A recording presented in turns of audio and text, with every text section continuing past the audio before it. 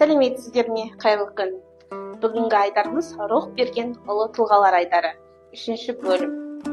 Бүгінгі айдарда біз наурыз айында дүниеге келген ұлы тұлғаларымыздың өміріне қысқаша шолу жасайтын боламыз. Бізбен бірге болыңыздар.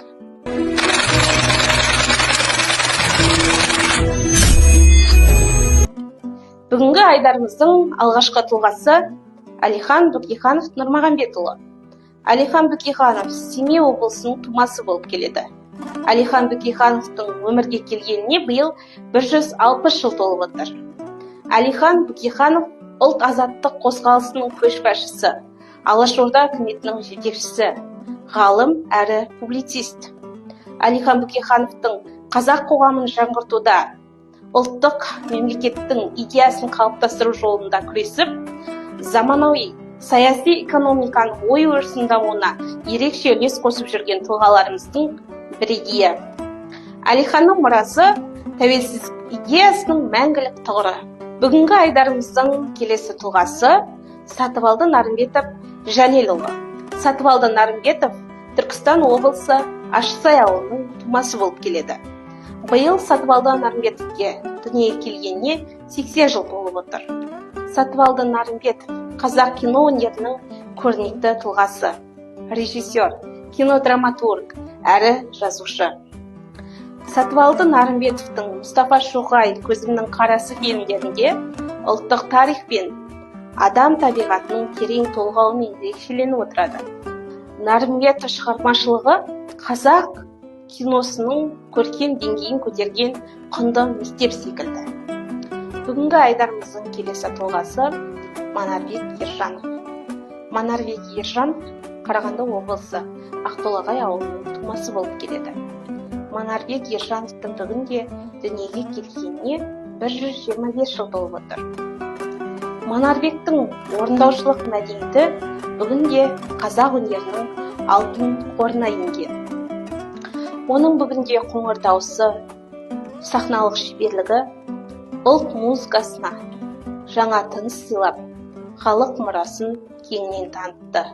Келесі тұлғамыз Қайрат Рысқұлбеков Ноғайбайұлы.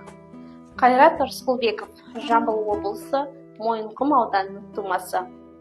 Қайраттың бүгінде туғанына 60 жыл толып отыр.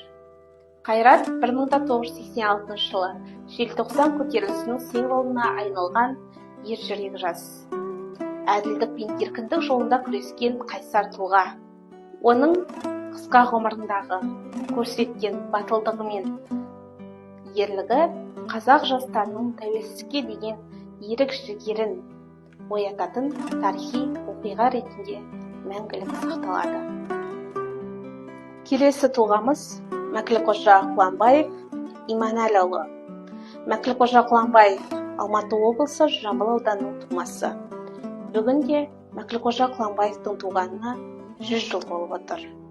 Кино және театр өнерінің сараптал актері, қазақ кср-ның еңбек сіңірген әртісі болып саналады. Мәкілқожа Құланбаевтың өнері, оның бейнелері сахна өнерінің, яғни ұлттық сахна өнерінің дамуына ерекше серпін беріп, актерлік мектептің дамуына ерекше үлес қосқан жандардың бірі.